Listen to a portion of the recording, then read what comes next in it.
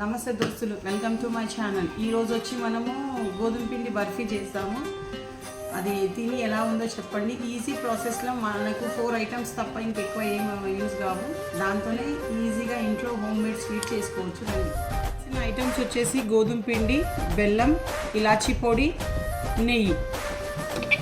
ఒక పాన్ పెట్టి గోధుమ పిండి నెయ్యి వేసుకొని ఇలా వేడి చేసుకోవాలి.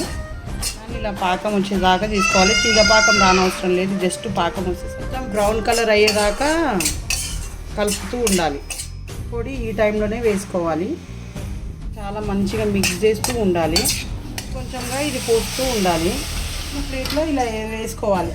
మంచిగా గ్రేట్ చేసుకోవాలి. స్లైసెస్ లాగా కట్ చేసుకోవాలి. బర్ఫీ రెడీ. థ్యాంక్ యూ దోస్తులు. Like, share, subscribe.